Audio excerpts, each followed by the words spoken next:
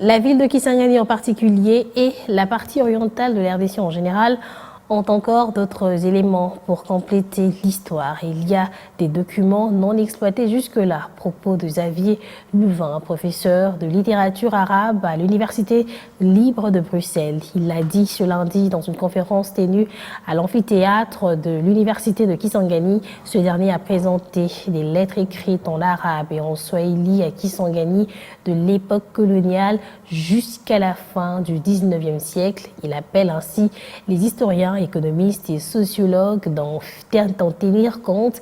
Xavier Louvain est au micro de Félix Abossa.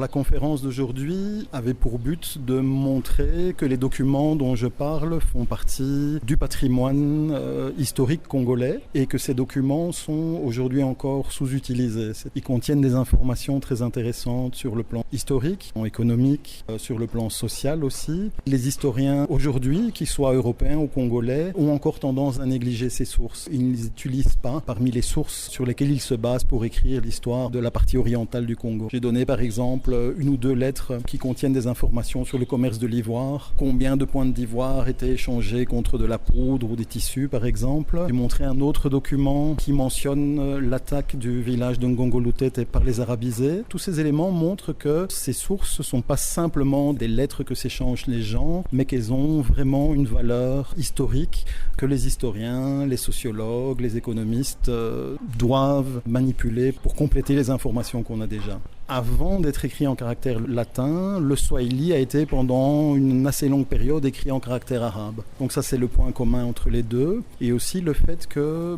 beaucoup d'ancêtres des Bangwana étaient bilingues, c'est-à-dire qu'ils parlaient à la fois l'arabe et le swahili, et qu'ils ont produit des documents dans ces deux langues. Et ce qui est très important, je crois, c'est que les sources dont je parle ont été produites localement. J'ai montré une série de documents qui ont été écrits à Kisangani, d'autres documents qui ont été écrits au Maniema ou à Zanzibar, mais qui ont parfois été envoyés jusqu'à Kisangani, et puis aussi des documents qui ont été écrits à Kisangani et qui ont été envoyés directement en Belgique, notamment au roi Léopold.